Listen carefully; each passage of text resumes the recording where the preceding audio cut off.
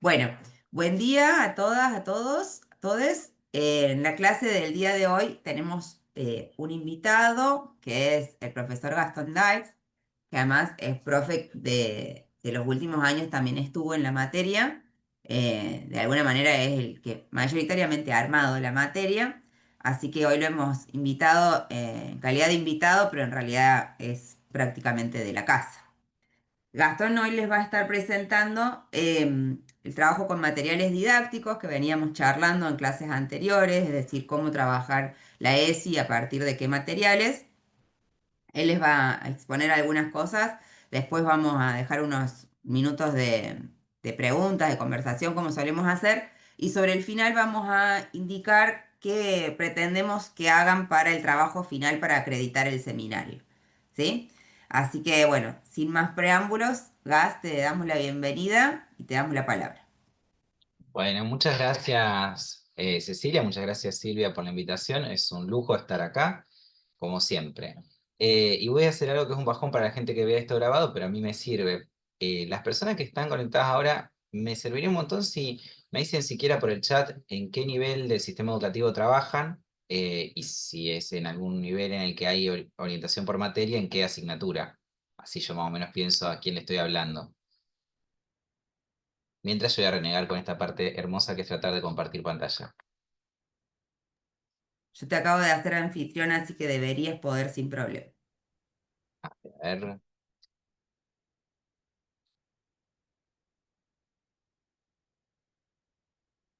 puede ser que esté funcionando.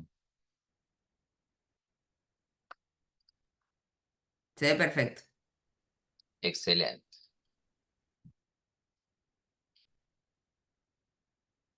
A ver, Roberto trabaja en nivel secundario, orientación ciencias naturales. Buenísimo.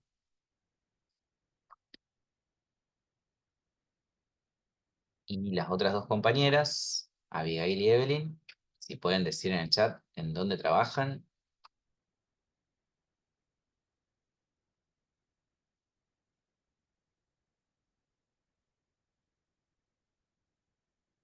O sea, yo digo el chat, pero pueden abrir el micrófono también. Buen día, profe. Yo soy docente de nivel inicial. Trabajo actualmente en un Ni- jardín privado de mi ciudad. Ok, ¿y tu ciudad cuál es? San Cristóbal, Santa Fe. Ok, Santa Fe. ¿Roberto y Abigail también están en Santa Fe o están en otra parte del planeta? No, hola, ¿qué tal? Yo soy de Bahía, Bahía Blanca. Ah, ok. Bueno, Bahía Blanca, Córdoba, y provincia de Santa Fe. Bueno, buenísimo, está bien. Me sirve también para pensar porque ustedes sabrán que hay cuestiones que son diferentes según la jurisdicción y según el nivel. Mi idea es, como bien plantea Cecilia, proponerles una revisión, un pequeño ejercicio en realidad de lectura de cuestiones que tienen que ver con los materiales didácticos que hacemos ingresar al aula y cómo los ponemos en diálogo, en tensión y en discusión con relación a todo lo que ustedes están trabajando en este seminario con relación a la ESI específicamente. Pero para llegar ahí yo creo que es prudente revisar algo que quizá ustedes habrán visto en la bibliografía que tenían planteada desde el comienzo de la cursada, que tiene que ver con, bueno, ustedes saben que podemos abordar la educación sexual integral de distintos marcos, un modo de trabajarlo tiene que ver con pensarlo en términos de una política pública, y en el campo de esa reflexión está claro que una cuestión importante es la evaluación y la autoevaluación constante del impacto que tienen las medidas que se toman en torno a su desarrollo, desde la planificación hasta la implementación. La evaluación forma parte de ese proceso, de ese círculo que debería ser virtuoso. Yo voy a tomar de ahí esa idea, esa premisa de que es importante evaluar y autoevaluar las prácticas, pero me voy a correr de ese marco general de pensar en el campo de las políticas públicas por consabidas situaciones contextuales. Creo que huelga decir que la gestión actual del gobierno nacional y de algunas jurisdicciones provinciales, la implementación de programas como el de educación sexual integral no son en absoluto prioritarios, y entonces ir a reflexionar sobre eso creo que en principio tiene su complejidad, o no tiene complejidad y es algo bastante fácil de resolver en una línea. Sí creo que como lo que ustedes trabajan es la reflexión acerca de las prácticas contextualizadas y la construcción de conocimiento situado, es más interesante tomar esa premisa y llevarla específicamente al aula, a las escuelas, al territorio. Para eso traje nada nuevo, un punteo de algunas de las resistencias que están planteadas en distintos trabajos coordinados por Eleanor Faur. Uno de ellos es este que está en pantalla y a la derecha, la educación sexual integral en la Argentina, balances y desafíos de la implementación de la ley. Notarán, no casualmente, que el corte temporal es 2008-2015, es una temporalidad que nos queda ya un poco lejos, han pasado 10 años y un montón de cosas entre medio. Pero como ejercicio de reflexión yo creo que vale la pena volver a pensar si estos puntos que el equipo de investigación coordinado por FAUR en ese momento había reconocido a partir de entrevistas a docentes y equipos directivos como posibles resistencias o obstáculos, tienen o no una revisión en el contexto en el que vivimos. Algunas parecían saldadas, me parece, otras tuvieron su continuidad, otras se han reconfigurado, y muchas de ellas inciden de distinta manera, como les decía, según el nivel del sistema educativo en el que trabajen, según la configuración específica del establecimiento en el que se inserten, y entiendo, también podríamos pensarlo en términos disciplinares. Leo rápidamente a modo de recordatorio, porque entiendo que esto en algún momento lo habrán visto porque es bibliografía muy vieja, pero a modo de ayuda a memoria, palabra que me gusta mucho, las autoras planteaban que resistencias frente a la ESI pueden encontrarse las siguientes. Resistencias de tipo operativo, referidas a la preocupación por la inclusión de un tema más en la abultada agenda de los contenidos, se entiende de los contenidos ya establecidos por los diseños curriculares para una unidad curricular. Resistencias de tipo moral, vinculadas con las creencias religiosas, resistencias por temor a la reacción de las familias y resistencias por no considerarse, les docentes, se refiere ahí, aptos para abordar la educación sexual integral. Yo abro la posibilidad de que charlemos. Si ustedes no tienen posibilidades de charlar porque están en otro contexto que no se los permite o no tienen ganas, monologar no es difícil. Pero por lo pronto nos doy la oportunidad de que pensemos. ¿Qué ven ustedes cuando ven esto? ¿Les genera algún tipo de resonancia con relación a lo que ustedes experimentan en los espacios en los que trabajan? Eh, ¿Alguna reflexión acerca de estos puntos?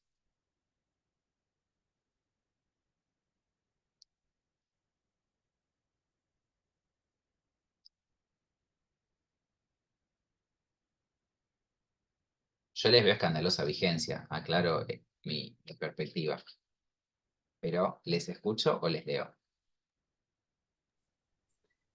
A mí lo que me pasó, agarré mi primera suplencia en Ciudadanía eh, y justo era la semana de la ESI. Y lo que me pasó, yo tenía un curso, trabajaba acá en un barrio muy vulnerable, donde los chicos súper negados a esto de la ESI, y el director vino, yo recién entraba, vino y me dijo que tenía que dar adelante de ellos, bueno, explicar, dar la clase. Yo no tenía material, no tenía absolutamente nada, quedé como en shock. Y los chicos empezaron a negarse, a gritar que no querían saber nada, no entendiendo ellos a qué se debía la ESI. Entonces fue todo como medio, por ahí esta resistencia de no se puede, no quiero hablar, no voy a poder desde mi parte también porque no tenía material.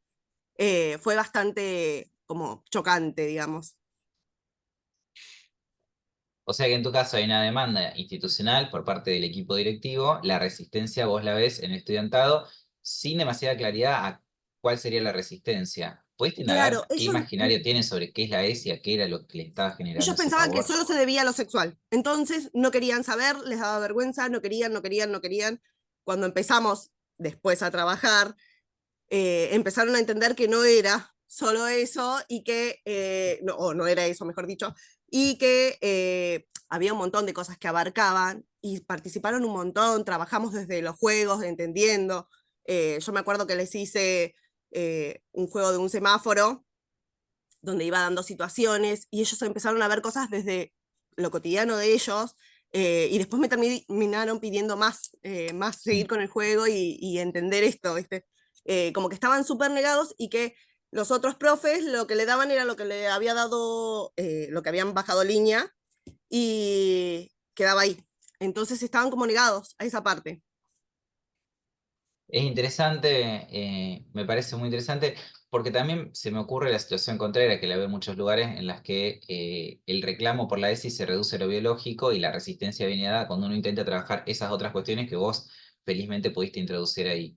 Bueno, por eso cada escuela, cada aula, cada grupo de clase tiene configuraciones específicas con relación a las representaciones imaginarias o no que tiene sobre este fantasma que es la educación y cómo dialoga eso con otras discursividades, muchas veces que nos pasan muy por el costado de las personas adultas, las que circulan por redes sociales que están muy estratificadas y entonces muy probablemente el tipo de contenidos que nos llega a nosotros como adultos y sobre todo según el tipo de interacciones que tengamos son muy distintos a los de los estudiantes. Así que también a veces terminamos disputando sentidos con discursos que desconocemos. Pero bueno, es interesante que ahí hay algo que pudo funcionar, pero desde un lugar de reconocimiento de esa resistencia, no de en un enfrentamiento. Buenísimo. ¿Alguna otra experiencia o alguna otra reflexión sobre estos puntos? Pueden ser sin hablar de circunstancias particulares, puede ser una reflexión más en abstracto.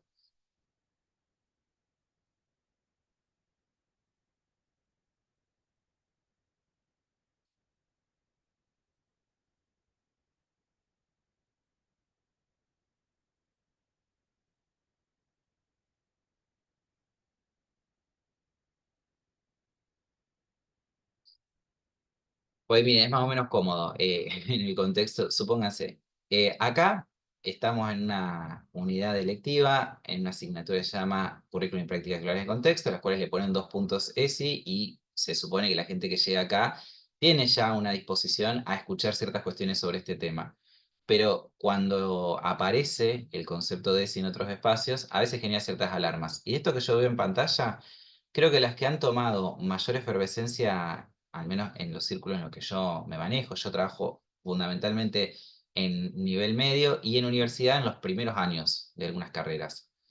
Yo veo mucho la resistencia de tipo moral, que parecía bastante saldada en algunos contextos, eh, no sé si necesariamente vinculado a lo religioso, pero sí noto cierta, no sé si ustedes han trabajado la categoría de pánico moral o si la conocen, pero hay algo ahí en torno a la construcción de una idea de las infancias en peligro o de un enemigo que viene a adoctrinar a las infancias, a pervertirlas y que entonces cerrarse a puertas adentro y quitarse de encima el problema de poner sobre discusión estos temas vinculados al género y a la sexualidad aparece como una alternativa a evitar esa suerte de peligro. Y ahí se barre no solamente con las cuestiones más novedosas, si se quiere, o más habilitantes, o más emancipadoras, sino también con aquellas viejas cuestiones que tenían que ver netamente con la cuestión sexual, reproductiva, de prevención de infección de las transmisiones sexuales.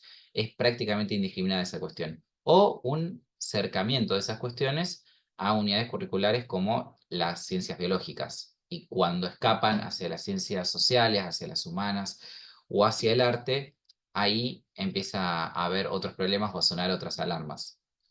Eh, bueno, iba a contar una anécdota, pero me abstengo porque si no empiezo a contar mi vida. Y después resistencias por temor a la reacción de las familias, creo que eso es algo que se retroalimenta. También va a depender del establecimiento. Hay escuelas, institutos, universidades que le cierran la puerta a las familias y trabajan de una manera muy distinta a aquellas en las que la comunidad tiene una participación y eso tiene distintos resultados muy diversos. Pero en todo caso, me parece que lo útil de llevarse este punteo anotado en algún lado es tratar de reconocer que lo que puede llegar a ser un poco peligroso, si se quiere, y ahora lo vamos a ver en la práctica, es cuando con relación a los materiales didácticos o a las planificaciones o a las secuencias que hemos probado y funcionan en un espacio, las llevamos a otro o las reeditamos en el mismo espacio sin hacer una lectura contextual primero de cómo son las posibles reacciones en ese espacio.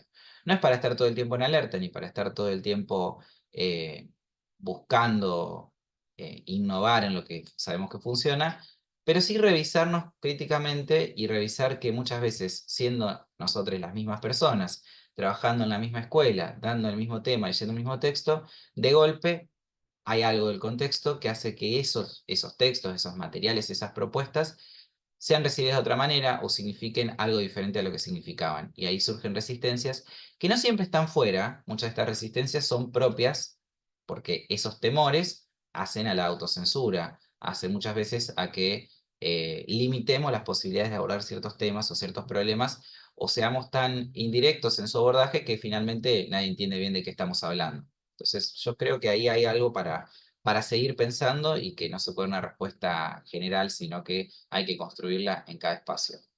Bueno, como les digo, esto es una primera cuestión de revisión y articulación con lo que ustedes vienen trabajando. Si ustedes quisieran leer, que me parece que ya a esta altura es algo arqueológico, pero algo relacionado, como les decía, a autoevaluación y el impacto de estas cuestiones en la ESI como política pública, ustedes pueden tranquilamente buscar, creo que tiene habilitada una pestaña que se llama Caja de Herramientas en el aula virtual, y ahí hay toda una sección en la que van a encontrar los operativos Aprender del 2019 de la secundaria, el de 2022 de la escuela primaria. En ambos hay cuestiones vinculadas a la ESI, y eso es re interesante de ver. En el nivel superior hay un texto de Carolina Cravero del 2021. Las universidades tienen encuestas que han ido haciendo a lo largo de los años con relación a la implementación de la ESI. Lo mismo Fundación Huésped, el Observatorio de que si nos ven. En fin, hay una multiplicidad de textos publicados en los últimos 5 o 10 años que pueden servir para poner en diálogo esta temporalidad que queda fuera del corte que hace el texto de FAO. Pero me parece que es un buen ejercicio si ustedes quisieran para ampliar la mirada y seguir pensando. Dicho esto, yo agrego siempre que algo que no veo tan puesto de relieve en la bibliografía y que me parece que es muy atendible, tiene que ver no tanto con las resistencias, sino con otro tipo de obstáculos, que dialogan claramente con esas resistencias. Pero así como están enunciadas estas resistencias, yo creo que acaban arrojando al fuero del individual o la responsabilidad singularísima de que cada docente, en cierto modo, y lo digo entre comillas, se haga frente a ese problema que es suyo y busque la manera de resolverlo. Pero en realidad, digamos, yo no desmerezco esa idea. Por ejemplo, cuando se habla de que una persona puede tener cierto tipo de resquemor a abordar cuestiones de ESI porque sospecha que no tiene la capacitación suficiente, a veces eso es verdad. Y a veces es verdad que entonces lo que hay que hacer es capacitarse, como uno lo hace con cualquier tema que corresponde a su disciplina y necesita reforzar o cambian los contenidos o cambia el campo y hay una reconfiguración ahí. Y eso es un compromiso que cada docente debe tener con su labor. Ahora, no se le puede arrogar todo el peso de eso a un docente porque hay cuestiones que ustedes lo saben, imagino un jueves a la mañana mejor que yo, que tienen que ver con las dificultades que hay para acceder a esa capacitación, porque son pagas, porque los tiempos no coinciden con nuestras posibilidades, porque muchas veces en las jurisdicciones se nos demanda ciertas capacitaciones, pero son fuera del horario de trabajo, y entonces ahí hay una cuestión muy grande y muy clara de, bueno, fuera de mi horario de trabajo probablemente no es que vaya a mi casa a disfrutar del ocio, sino que tenga otra serie de responsabilidades. Sobre todo de las personas que tienen a otras personas a cargo, sean adultos mayores, sean personas con discapacidad o infantes. Lo claro es que son pocas las personas que tienen realmente la posibilidad de decir dispongo de todo el tiempo fuera del trabajo como tiempo limpio. Y aún así, si así fuera, exigir o suponer o esperar que toda la vida y la existencia de una persona se reduzca a hacer mejor su trabajo, puede ser interesante para el capitalismo, pero quizás haya gente que quieran fugarse de esa idea y me parecería muy sano construir algunas ideas en torno a que no todo sea el trabajo. Yo vengo fracasando estrepitosamente en eso, pero lo tiro como una idea para quien quiera tomarlo. Entonces, hablemos de cosas que ya saben.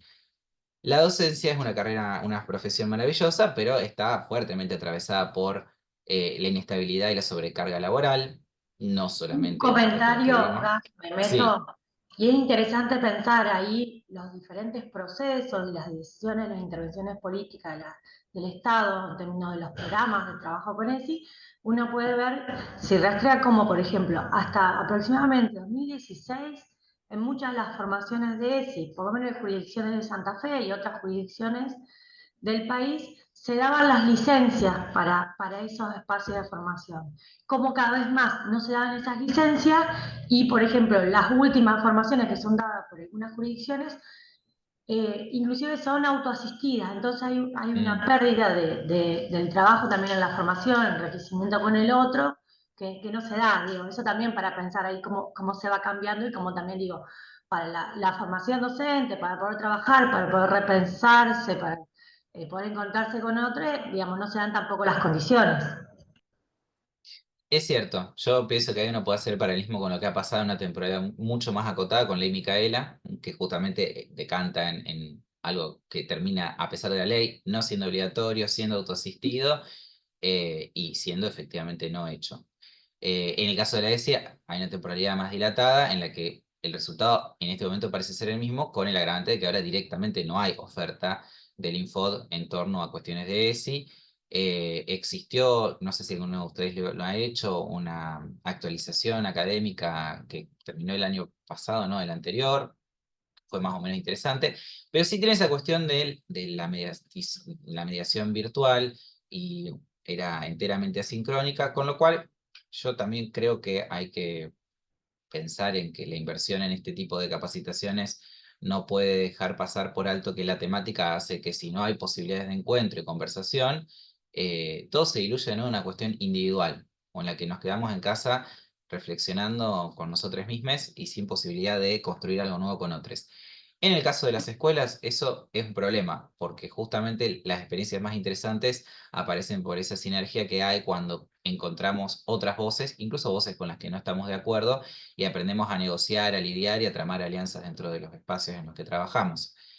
Solito mi alma, muy difícil es sostenerlo.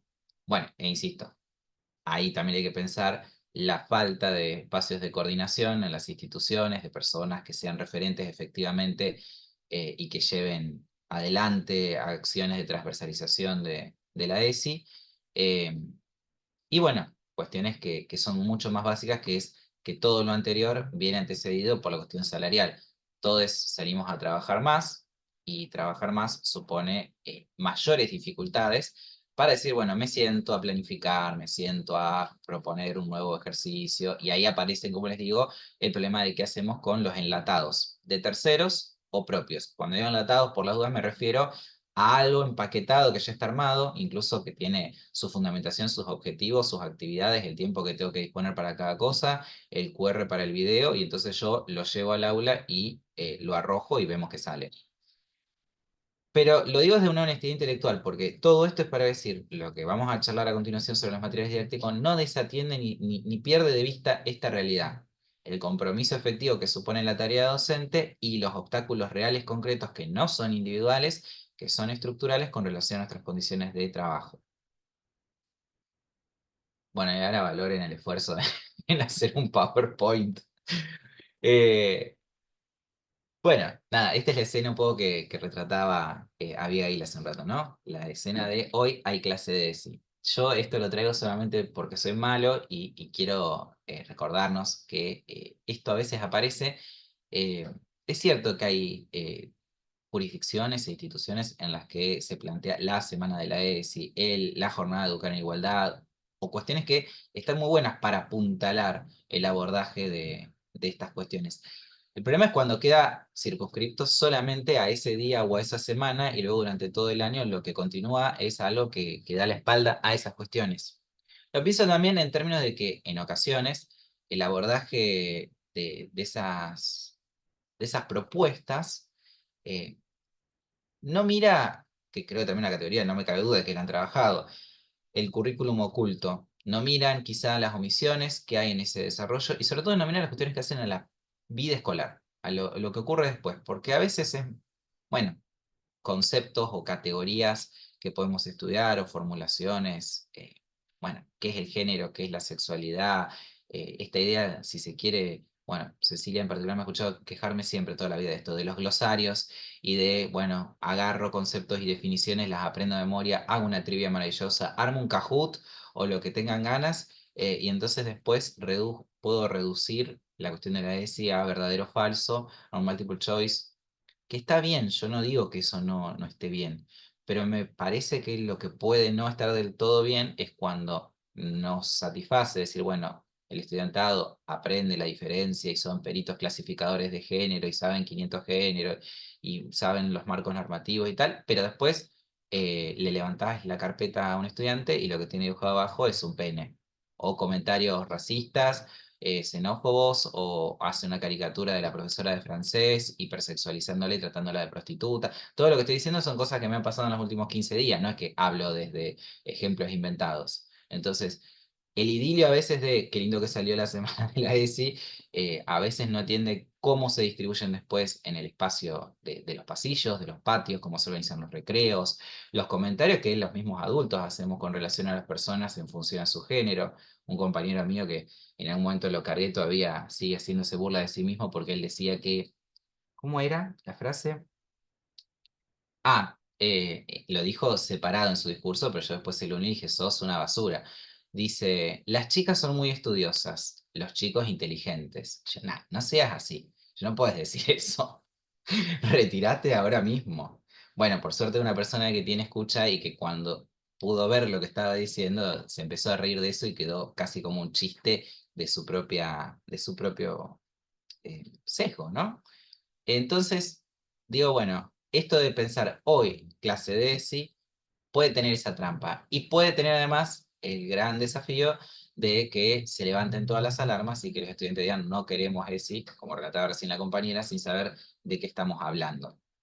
Entonces, acuérdense, la ESI está planteada con una doble posible modalidad que cada establecimiento, que cada jurisdicción puede implementar y que incluso puede quedar formulado en el plan de estudios de una propuesta formativa, ¿no? Puede ser algo trabajado curricularmente y o transversalmente. La mayoría de las jurisdicciones han trabajado apostado a la idea de lo transversal. Hay experiencias, sin embargo, que sí tienen algún tipo de unidad curricular de ESI. Yo, honestamente, admito mis limitaciones en lo que voy a decir. Lo que conozco son de escuelas preuniversitarias que tienen como materia taller de ESI.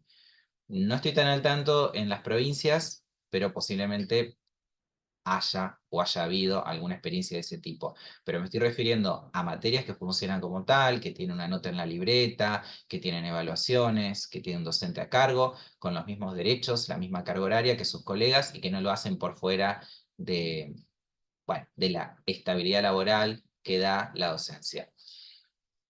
Con las otras limitaciones que ustedes pueden prever y que serían tema para otra clase, si me quieren invitar, yo tengo mucho tiempo libre los jueves, que es, bueno, ¿cuáles son los desafíos de curricularizar? No voy a entrar en eso porque, insisto, no es una condición general, ni en las carreras de grado de las universidades y de estudios terciarios, ni tampoco lo es en la escuela secundaria, ni mucho menos en la primaria.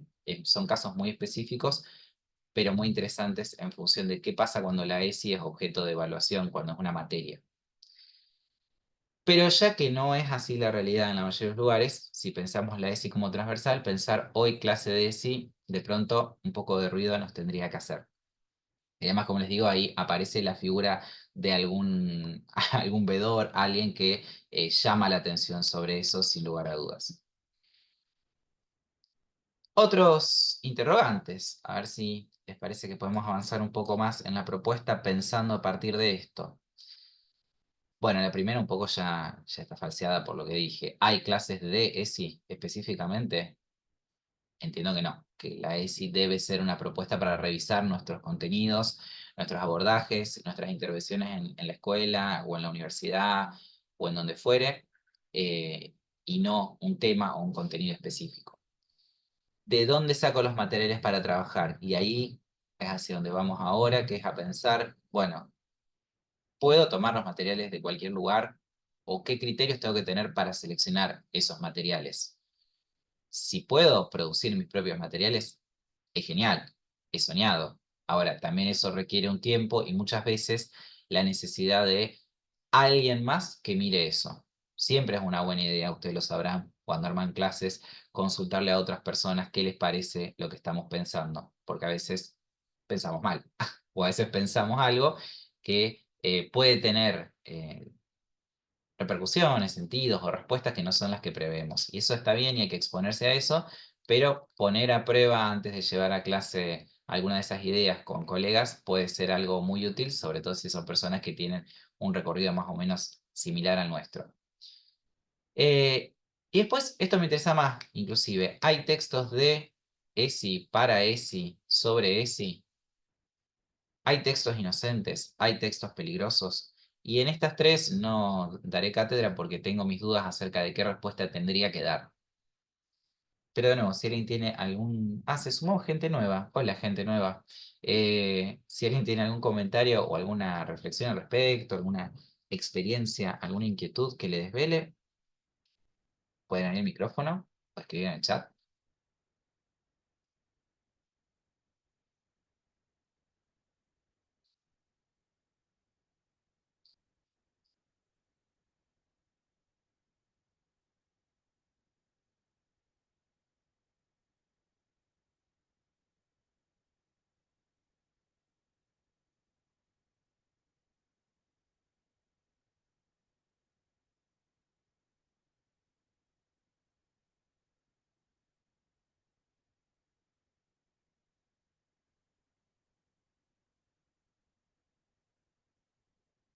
Son un público difícil, pero yo no le tengo miedo al silencio.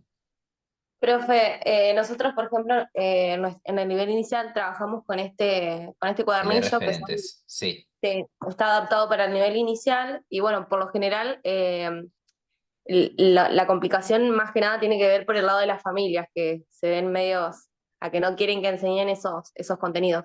Y nosotros también lo trabajamos transversalmente y en las reuniones de padres tratamos de explicarlo cómo lo vamos a trabajar e incluso se hacen jornadas abiertas para que la familia pueda participar y bueno, vea cómo trabajamos la ESI en el nivel inicial. ¿Algún tema en particular le genera resistencia de esto que vos planteás, de lo que está en ese cuadernillo? No, yo creo que la resistencia más por el tema de no saber qué se va a abordar. Claro, Entonces, bueno, claro, claro. nosotros informamos que vamos a trabajar cómo nombrar el cuerpo, sobre los derechos, sobre la diversidad, sobre la afectividad, entre otras cosas. Y le explicamos cómo, e incluso, bueno, desde el jardín se los invita a poder participar también de esas jornadas. Está bueno eso, está muy bueno. Yo creo, no sé qué les parece a ustedes, que hay algo de orden muy pedagógico y ordenador, que es la resolución 34018. La normativa a veces parece algo frío y distante. La realidad es que el catálogo de contenidos que plantea a nivel curricular esa resolución, eh, bueno, creo que puede disipar algunos fantasmas, porque es una lista sumaria de ítems a trabajar por nivel, que es mucho más sencillo quizá de comunicar que cuestiones generales y abstractas, como teníamos antes de esa resolución. Pero está bueno esto de invitar a las familias a hacerlas partícipes, no, siempre teniendo en claro que no es que se les está pidiendo permiso, sino que es construir un vínculo para que desde el hogar no se socave el trabajo que uno intenta hacer en la escuela. Sobre todo en nivel inicial y primaria, tiene mucho peso la palabra de los referentes parentales en la reacción de las niñas. En la secundaria ocurre lo contrario, generalmente la intención de rebelarse contra todo lo que digan los adultos en casa hace que haya a veces mayor permeabilidad del discurso escolar. Pero bueno, es una estrategia interesante. Ese texto demostró la compañera, los de la colección de referentes de ESI, que si no recuerdo mal es del 2023, es un material muy interesante y es uno de los más actualizados que van a encontrar. Siguen estando en online, así que si les interesa es una buena propuesta. ¿Alguien más?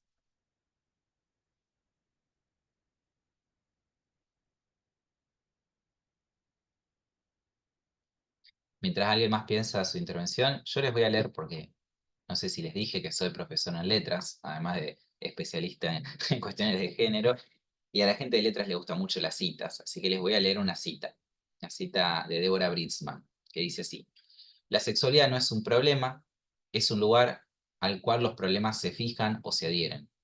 Esa frase me gusta mucho, la idea de pensar eh, todo lo que es en torno al cuerpo, al género y al deseo como superficies a los que los problemas se adhieren y no como algo inherentemente problemático.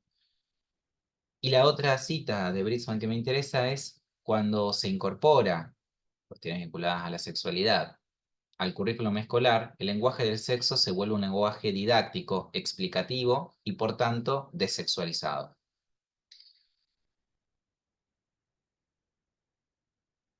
En relación con esto también hay una cita que me gusta mucho de Valflores que habla acerca de Valflores. Bueno, no sé si han leído algo de Valflores, les recomiendo muchísimo sus textos. La mayoría son cortos, son algunos más densos teóricamente, pero en general tienen algo de poético que hace que sean atractivos, incluso si tenemos que leerlos más de una vez. Hay una figura que me gusta mucho que utiliza Flores, que es la idea de pensar en una caja de juguetes, pensar lo lúdico, no pensarla ESI como una caja de herramientas, no pensarla en términos instrumentales solamente, sino también como una posibilidad de abrir el juego para la exploración, para la puesta a prueba, si se quiere, de experiencias, de sentidos, de ideas, de representaciones desde un lugar desprejuiciado y hacer un uso crítico, si se quiere, de las categorías, como les decía antes, de los conceptos. No pensar que l- las palabras que usamos para nombrar, por ejemplo, el deseo, son determinantes, sino que son justamente circunstanciales, en términos de que son construcciones históricas y que pueden siempre tener ese dejo de insatisfacción de que no nombran del todo o no acaban de eh, dar cuenta de aquello para el cual se lo usa. Pasa mucho con las categorías identitarias. Entonces, ella propone en esta idea de la caja de juguetes hacer estallar esas categorías, haciendo un uso incongruente de ellas, poniéndolas uno al lado del otro, mostrando sus contradicciones. Les digo esto para pensar nuevamente en contra de una perspectiva esencialista, así como acá está plantea el interrogante sobre los textos, si hay textos de sí.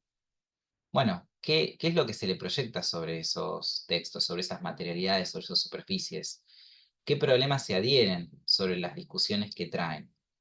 Y acá nuevamente voy a ser autorreferencial. A mí algo que me llama mucho la atención de mi experiencia reciente eh, tiene que ver con que, bueno, yo trabajo en una escuela en la que hay, como les decía, un taller de ESI, en la que biología de primer año trabaja todo el año cuestiones vinculadas a derechos sexuales y no reproductivos con esa perspectiva. Y nunca tienen mayores problemas. Imagínense que uno pasa por un salón, están los bancos dados vueltas, le están poniendo preservativos a las patas de los bancos y eso no escandaliza a mucha gente. Cuando aparecen cuestiones vinculadas a la sexualidad en las materias como teatro, plástica, literatura, ahí de golpe aparecen mayores reacciones, mayores problemas. Cuando cuando aparecen, por ejemplo, en literatura textos que hablan de la sexualidad, pero que la sexualidad está trabajada de una perspectiva eh, más vinculada a la violencia, tampoco genera mayores problemas. No sé si ustedes recuerdan en la secundaria un texto que se lee, que se leyó y que se sigue leyendo, es El matadero de Esteban Echeverría. Yo supongo que de algún lado lo habrán visto. O Martín Fierro, por nombrar dos textos así como muy transversales que sería muy raro que no hayan tenido el gusto o el disgusto de experimentar en su secundaria. Bueno, esos textos están plagados de comentarios y descripciones de actos cruentos, discriminatorios, violentos, inclusive el matadero que finaliza con un intento de violación colectiva a un muchacho que por el mero hecho de pasar por un barrio por el que no debería transitar. Bueno, eso no, aunque ustedes no lo crean, no genera grandes reacciones de qué espanto. Ahora, cuando aparecen otro tipo de narrativas, donde lo que entra en juego ahí es el deseo, eh, desde una perspectiva del consentimiento, cuando hay algún renglón en el que se habla de una relación sexual consentida que es periférica con relación a lo que se plantea en la historia, eso genera, para mi sorpresa, grandes sobresaltos. Y no lo generaba hace 3 años atrás.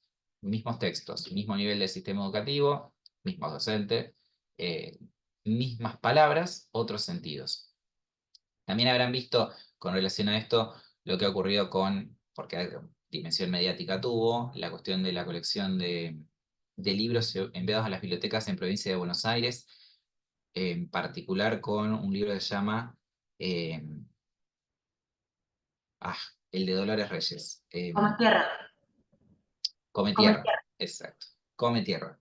Eh, que también es un texto excelente. Si ustedes no lo leyeron, bueno, se los invito, está realmente muy bueno.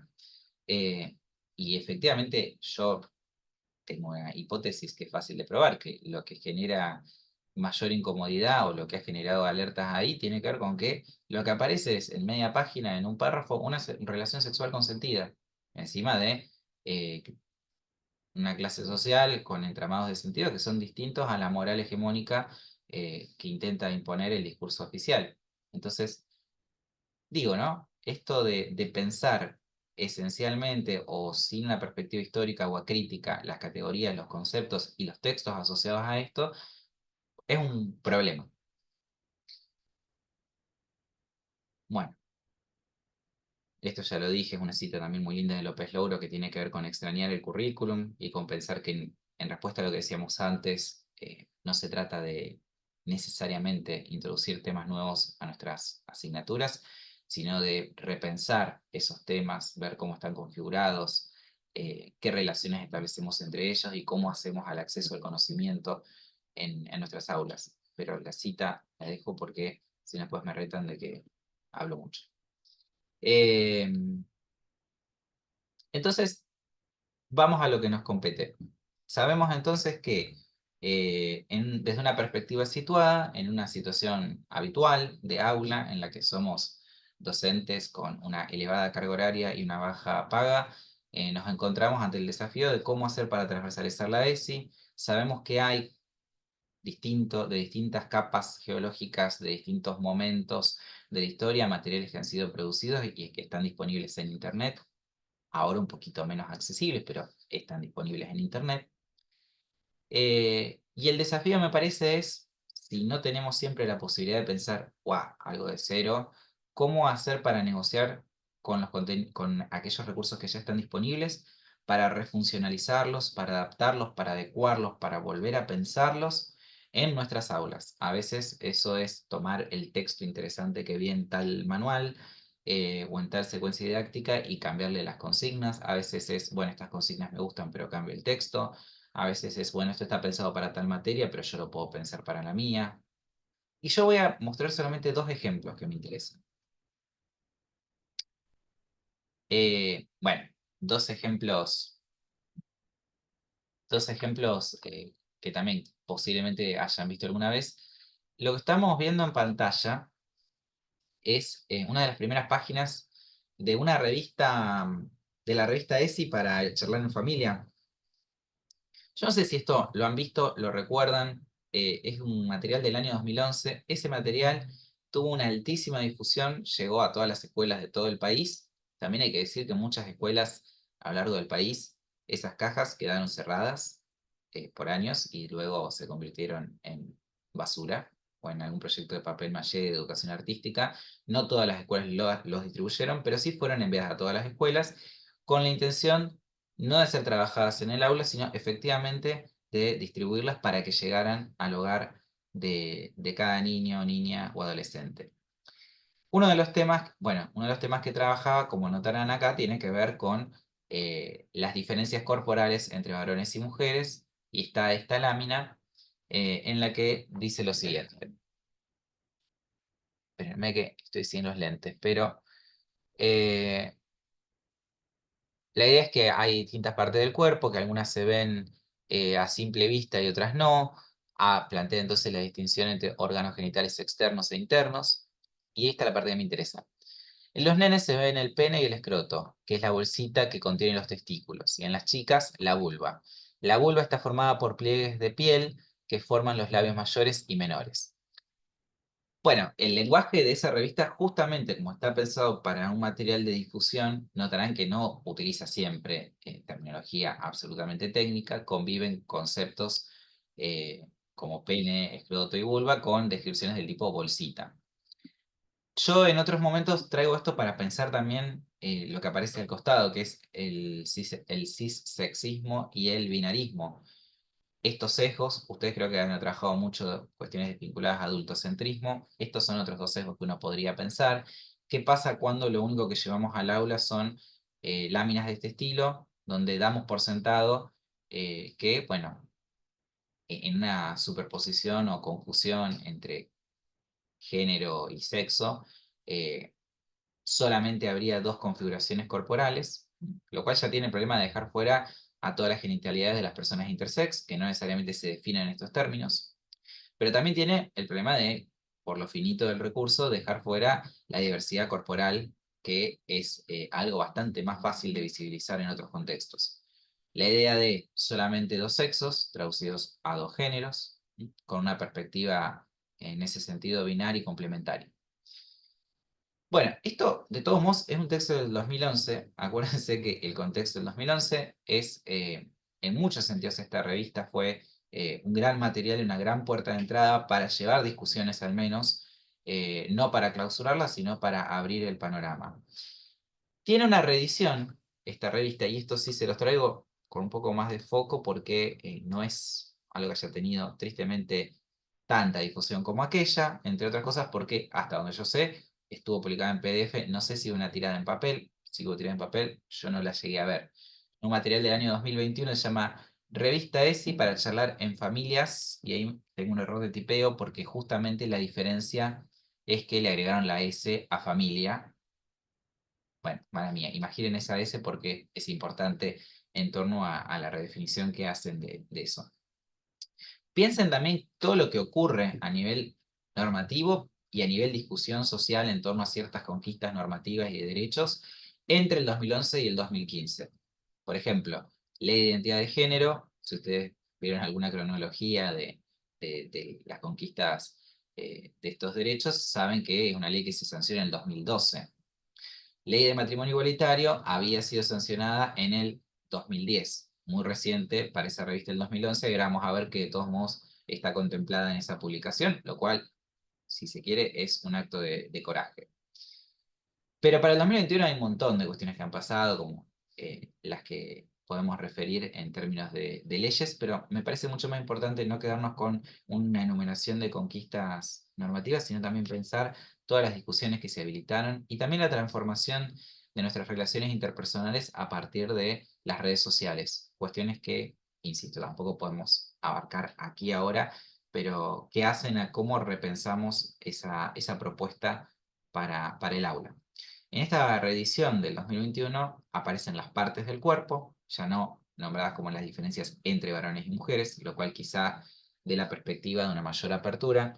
Las láminas siguen mostrando diferencias corporales entre varón y mujer, pero enunciadas de otro modo. Bueno, traje las láminas que están en muchísimas escuelas todavía, son indestructibles esas láminas, muy buena calidad del papel, pero tienen la limitación de que, como les decía, muestran solamente cuerpos hegemónicos. Si veamos, si me tiene un poco de paciencia, y ya con esto voy a ir redondeando algunas cositas. Si me tiene un poquito de paciencia, yo quiero leer esto, que es de la misma revista. Vamos a ver la del 2011 y rápidamente la del 2021. Es el apartado que habla sobre diversidad sexual. Piensen acá, de nuevo, más que lo estrictamente temático, que es relevante, cómo está construido el discurso y qué efectos puede tener esto si hoy, en el 2025, lo llevo al aula sin ningún tipo de mediación. Sin ningún tipo de mediación, me refiero a sin ningún tipo de intervención, adecuación. Este es un tema muy importante y del que puede ser difícil hablar, las distintas maneras de vivir la sexualidad. Cuando nos enteramos de que algún chico o chica del barrio, de alguna familia conocida, de nuestra propia familia, es homosexual, podemos llegar a sentir curiosidad, frustración, preocupación, miedo o vergüenza y no saber cómo actuar. No es raro que nos pase eso. Es que a veces pensamos que hay una sola manera de vivir la sexualidad. Y hago una pausa. Piensen quiénes nosotros, quiénes somos nosotros, las personas que entran en ese nosotros en el texto. También es probable que hagamos preguntas sobre el futuro de estos chicos y chicas. ¿Se cumplirá todo lo que esperamos de ellos y ellas? Y fíjense si eso no es una mirada adultocéntrica, preocuparse por lo que uno quiere de sus hijos y no por el bienestar integral de sus hijos e hijas. ¿Serán felices? ¿Lograrán formar pareja? ¿Podrán tener hijos? ¿Serán aceptados y aceptadas? ¿No serán discriminados en la escuela, en el barrio, en el trabajo? Bueno, y después hay un esquemita ahí abajo, muy chiquitito, que habla de homosexualidad y heterosexualidad. La homosexualidad es la atracción sexual, física, afectiva, orientación sexual por personas del mismo sexo. Suele usarse la palabra lesbiana para nombrar a una mujer homosexual y gay para nombrar a un varón homosexual.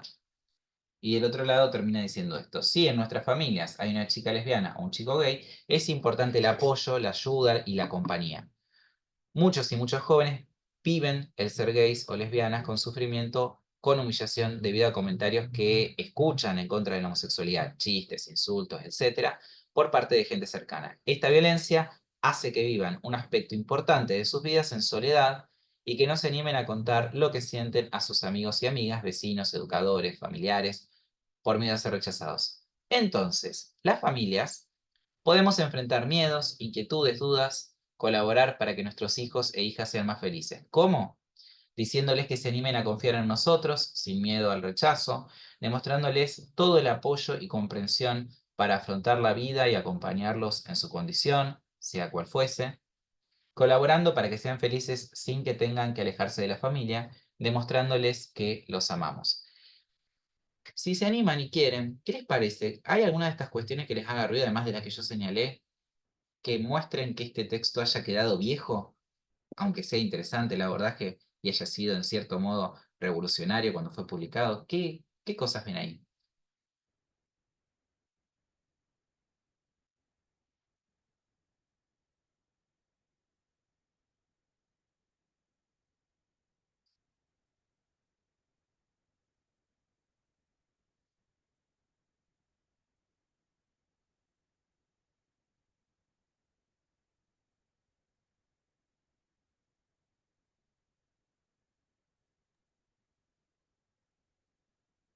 Bueno, yo te hago un ratito de público, aprovecho para agregar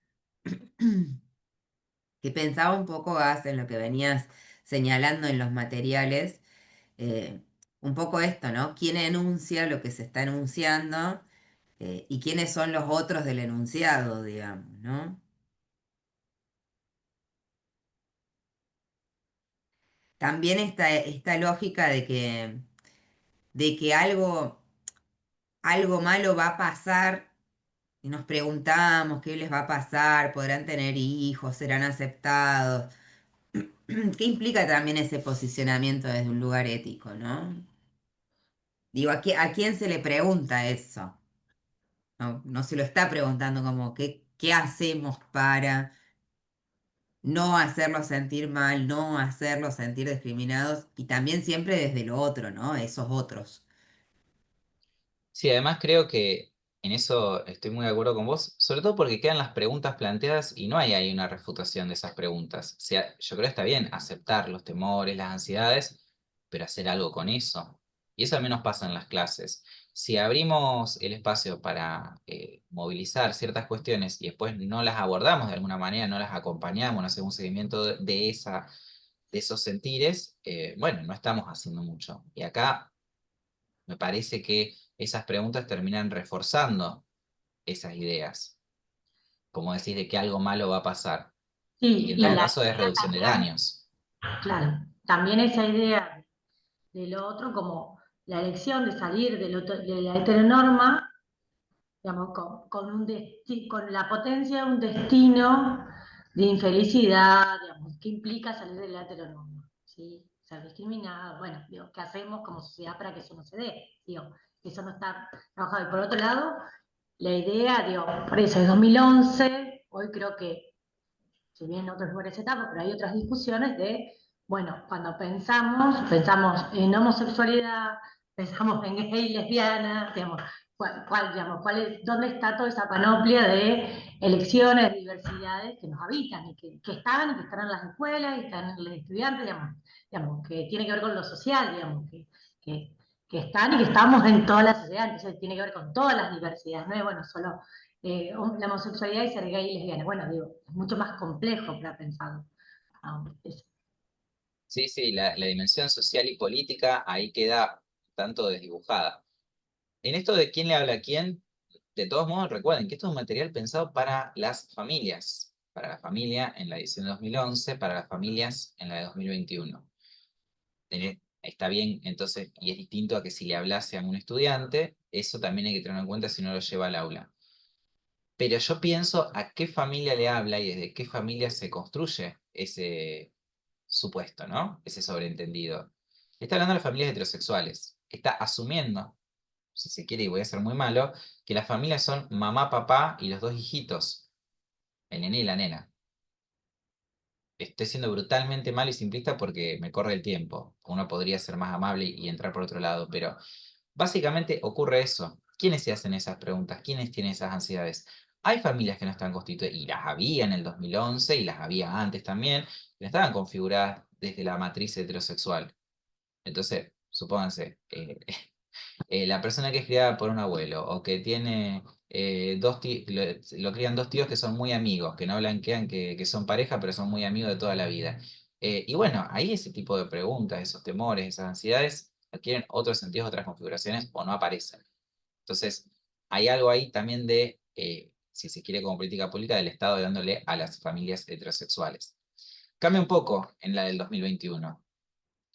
Sí, Eh, hago, perdón, Gas, un comentario sí, más sobre el anterior, ¿no? En esto que dice cómo los acompañamos, cómo podemos hacerlo, diciéndoles que se animen a confiar, apoyo, comprensión, que me parece todo eso está muy bien, pero digo, también hay algo ahí que es como si me entero que hay alguien en la familia con esa característica, pues está un poco puesto en estos términos, a esa ujú, persona, digo, le brindo apoyo, comprensión, que se anime a confiar, no sé qué, pero hay algo también, que no está mal, digo, pero hay algo del entramado y además de lo que se aprende por la práctica y por la observación de otros, en los que si yo le digo, anímate a confiar, pero después me la paso haciendo chistes homófobos o comentarios sobre el cuerpo del otro, el aspecto del otro, bueno, después termina siendo contradictorio. Después, digamos, eso no anima efectivamente a que el otro confíe, nos cuente, entienda que lo amamos igual y que hay apoyo. Por eso me parece que también, digo,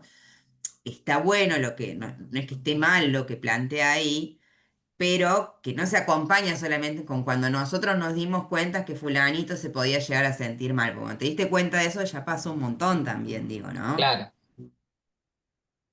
Claro, claro. Es una cosa también un poco compleja. Piensa en esa figura de salir del closet y del peso que tiene para una disidencia sexogenérica tener que enunciar, tener que decir, confesar.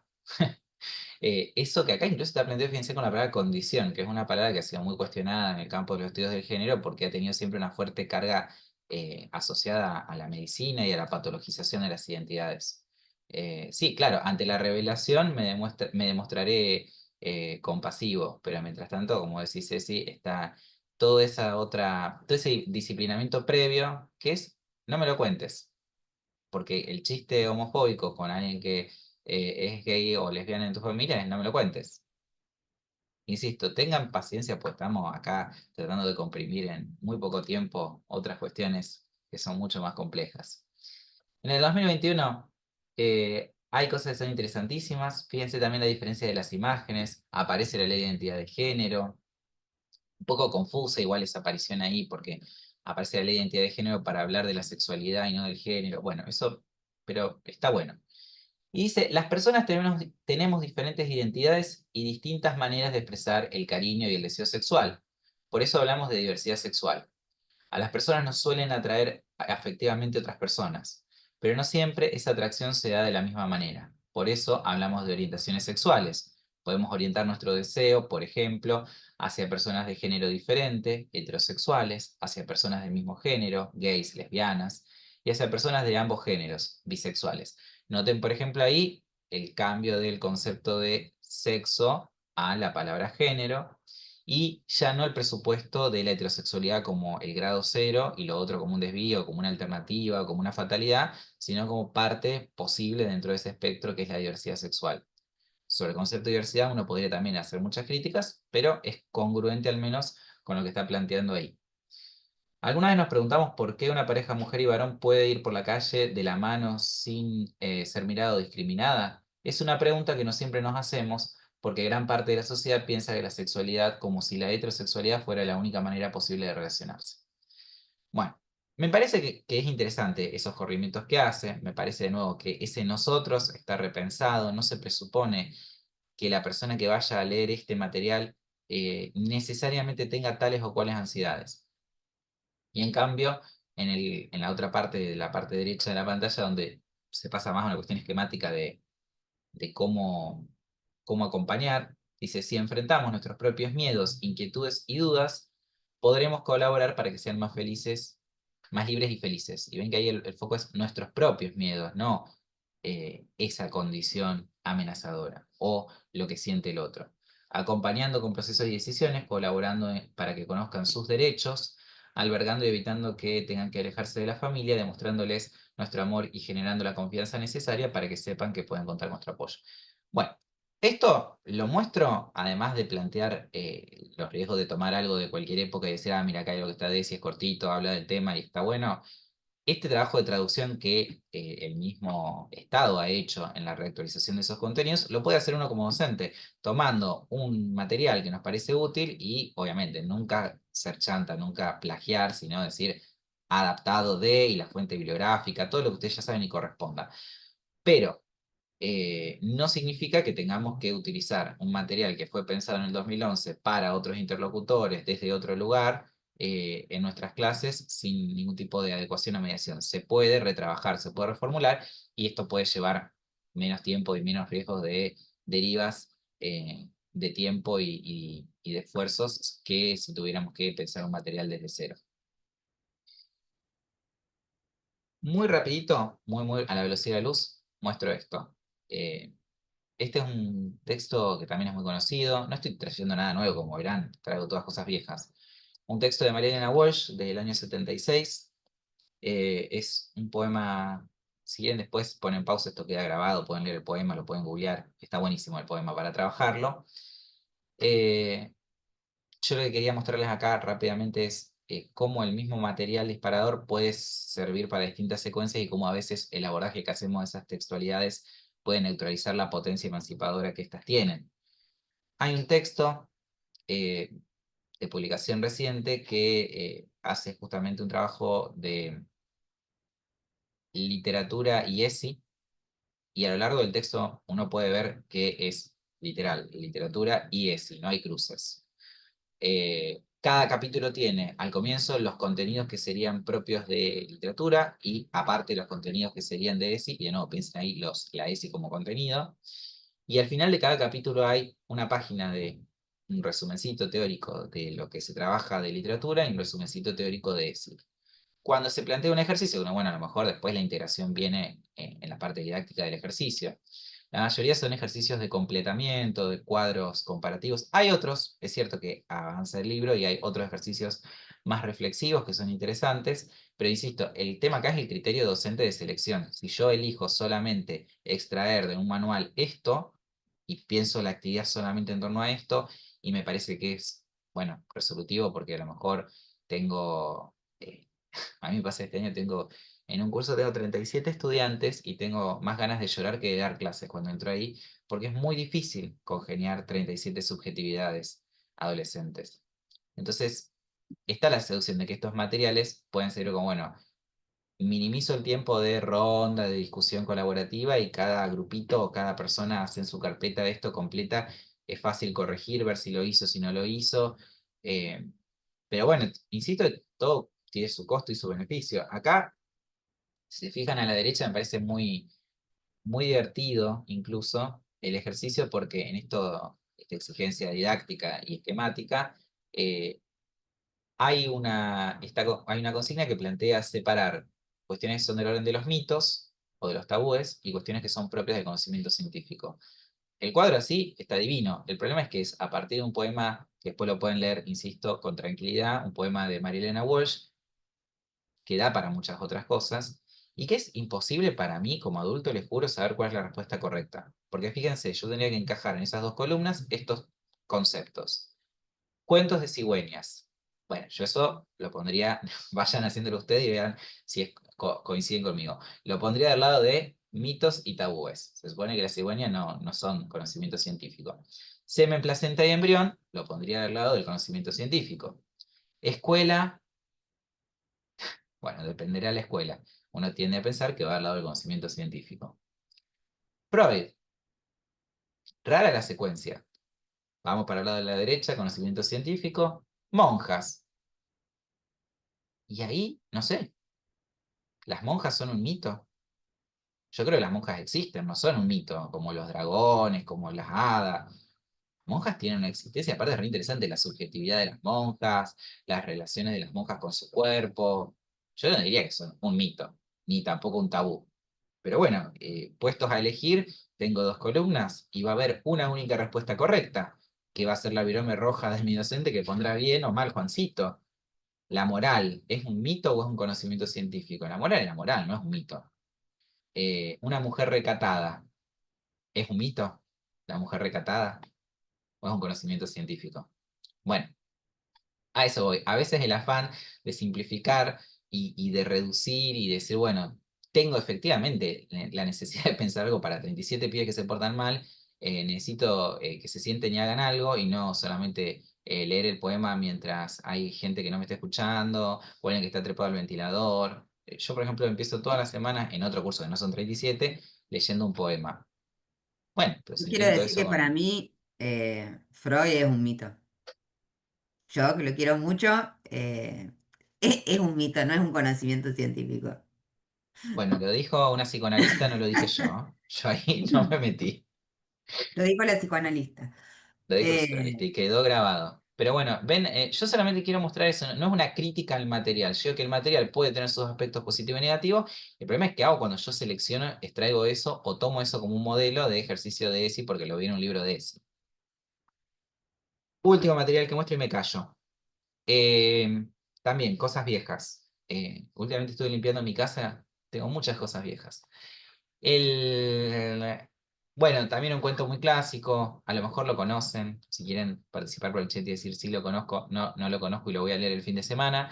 Hay un cuento de Abelardo Castillo que se llama El Marica, un texto viejísimo, yo no me acuerdo la fecha de publicación, pero me arriesgo a decir que es a fines del 60 o principios del 70 la publicación de ese texto.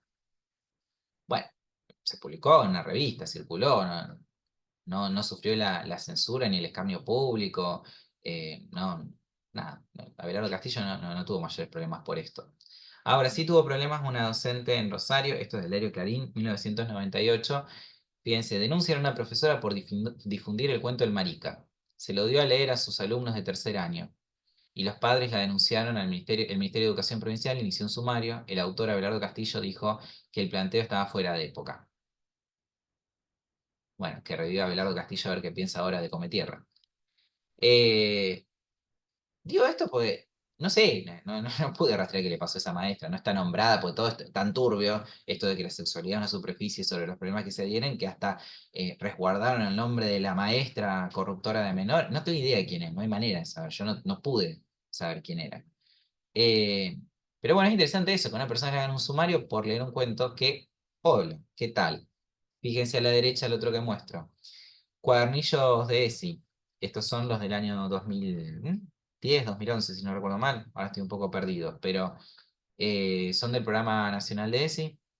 Hay de todas, ustedes los deben haber visto, tienen de distintas materias. Y hay una parte en la que efectivamente aparece como propuesta para trabajar el marica. Está el cuento, están las actividades. Documento ministerial. Santa Fe, soy santafesino.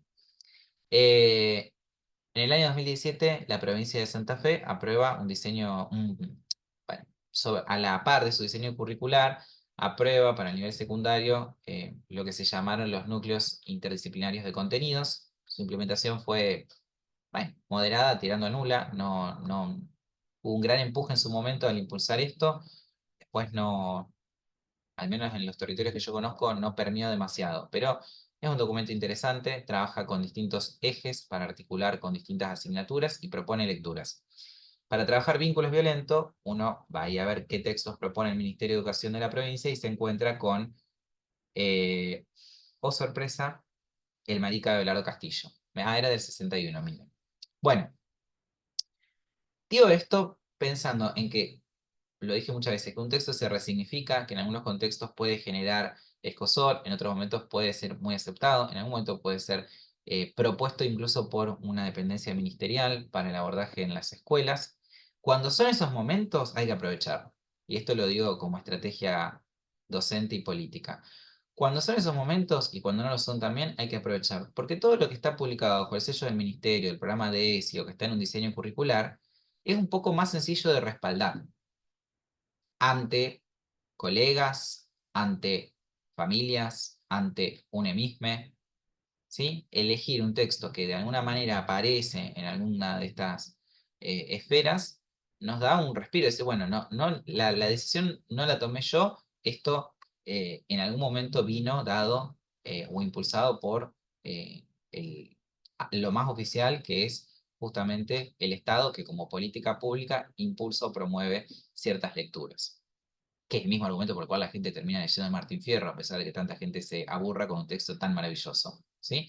Esa idea a veces crítica de lo bajó el ministerio, porque cuando nos conviene lo bajó el ministerio y cuando no nos conviene, no, bueno, este texto no lo leo. Hay que ser un poco coherente con eso. De todos modos, acá siempre me causó gracia, fíjense a la derecha, está el decreto 817 del 81, que es un decreto que nunca fue derogado, o sea que técnicamente está vigente, de la provincia de Santa Fe, que dice que le queda prohibido a los profesores, las profesoras se salvaron, pero los varones, ojo, le queda prohibido a los profesores imponer o aconsejar a sus alumnos libros de texto que no contribuyan a la formación del ser nacional. Y yo siempre me quedo pensando qué es el ser nacional y qué es lo que contribuye y lo que no, cuál es el criterio en torno a eso. Para resguardarnos de cualquier crítica y de que nos recriminen no estar contribuyendo a la formación del ser nacional, tomar las recomendaciones ministeriales a nuestro favor y tomar los textos que no necesariamente tienen que hablar de sexualidad, pero hacerles preguntas a esos textos con perspectiva de género hacen a la posibilidad de, bueno, un entramado de sentidos que nos resguarda y que no es lo mismo que traer un texto absolutamente periférico. Bien, nada, pensaba eso, ¿no? Como una posible estrategia. Entonces, idea para cerrar y sistematizar, cuando trabajamos con textos siempre operamos de manera doble, seleccionando y combinando esos textos. No son solamente los textos, sino cómo los relacionamos con las consignas o con qué otros textos los hacemos charlar. Y en esas decisiones, como les dije, soy de letras, yo pensaba con relación a, bueno, esto es una discusión muy vieja ya en el campo de las letras, pero el concepto de canon en literatura, en su momento, en los 90, tuvo cierta efervescencia, y hay un autor que se llama Lester Fowler que plantea una distinción entre distintos tipos de cánones. Yo no voy a entrar en cuestiones teóricas porque además ya estoy repasado de tiempo, pero tengan en cuenta, me parece que es sensible a la cuestión de la producción de materiales didácticos. Por un lado tenemos lo accesible. De todo el universo de lo que existe, hay un subconjunto que es lo que está accesible. Hoy ese universo de lo accesible se ha achicado un montón. La provincia de Buenos Aires, la Ciudad Autónoma de Buenos Aires, el gobierno nacional han dado de baja los portales de ESI, todo eso está no inaccesible, pero más difícil de encontrar. Entonces yo ahí les recomiendo, y no es por hacerle publicidad a las compañeras Silvia y Cecilia, les recomiendo que se descarguen los materiales que están en la caja de herramientas. Hay un laburo de curaduría de materiales nuevos, viejos, ministeriales o no, que pueden serles de utilidad. Es un servicio gratuito que les presta en la universidad. No hay muchos lugares donde hoy puedan encontrar recopilados esos materiales. Están más bien dispersos y entonces es más difícil porque si no sabes lo que estás buscando, no lo vas a encontrar. Pero bueno, de todo lo que hay, existe siempre la reducción de lo que está accesible en un momento u otro.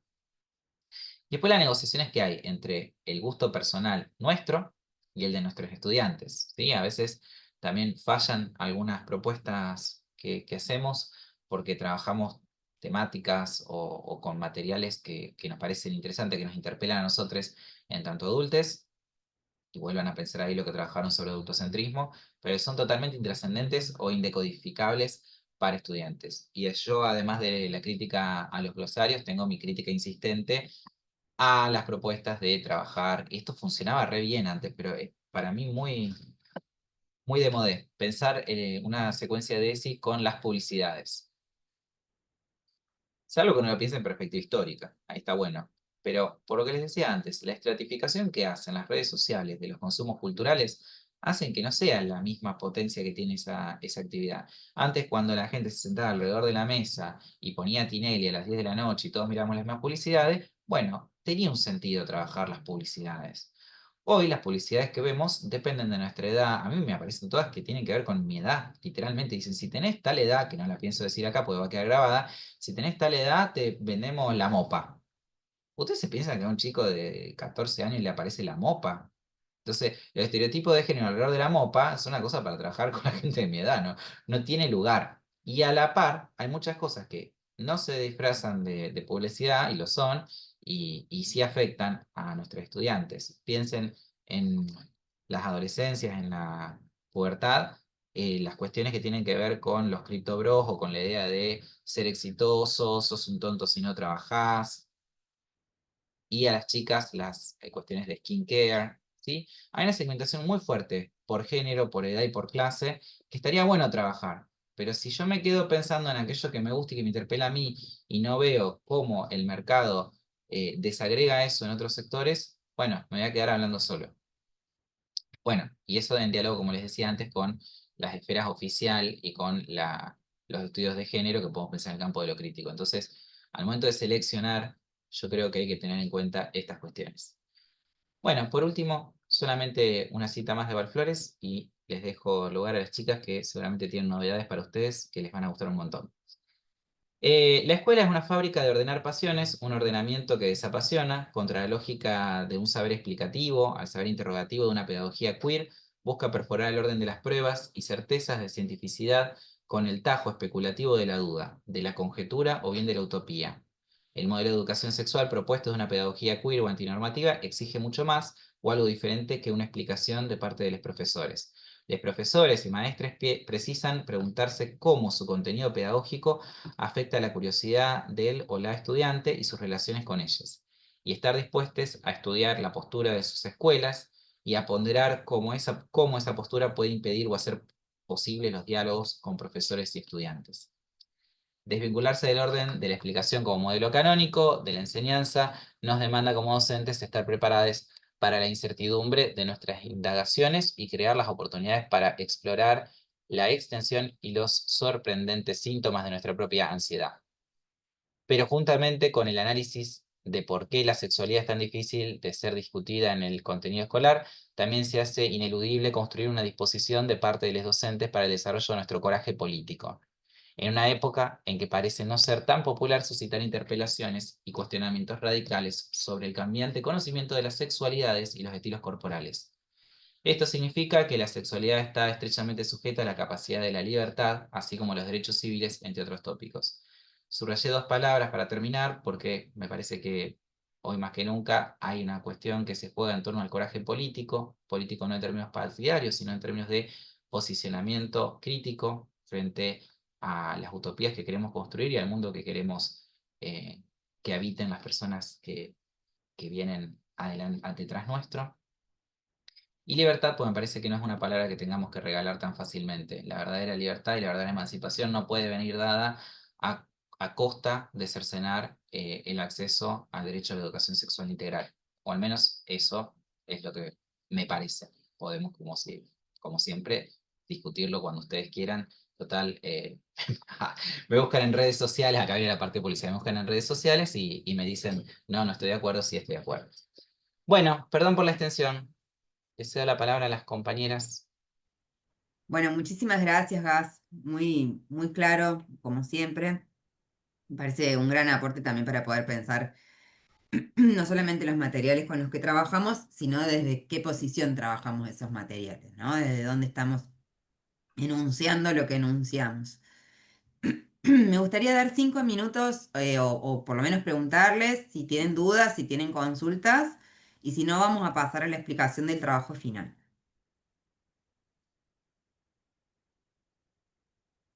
¿Hay comentarios? ¿Hay alguna cuestión que quieran conversar con el profe? Aprovéchenlo. Miren que es una figura muy requerida. Sí. No siempre la tenemos a No, disposición. no le crean, no le crean, eso no es así.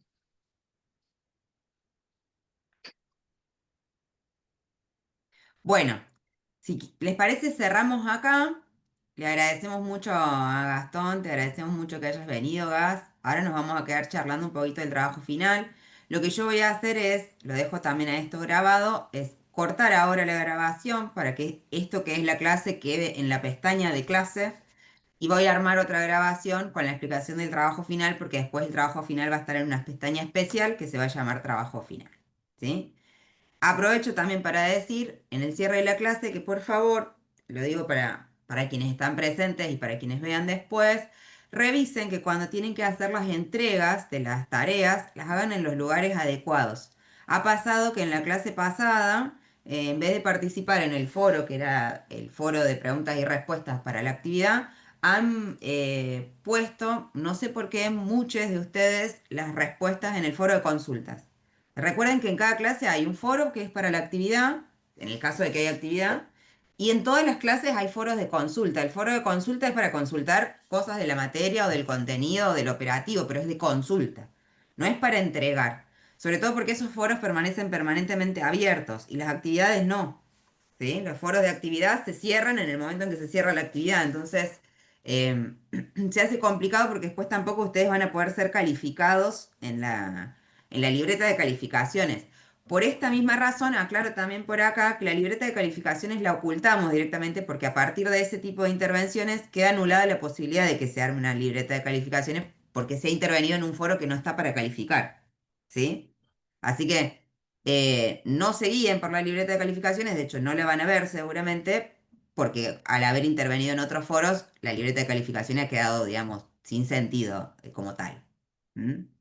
Nos tomaremos el trabajo con Silvia sobre finales de la semana, de finales de la semana del mes que viene, de este mes digo, o de mediados del mes que viene, de decirle si faltan participaciones o a quién le puede estar faltando algo, etcétera, pero eso ya no va a ser posible de visualizar en el audio. Bueno, dicho esto, corto acá y armo y empiezo otra grabación para el trabajo final.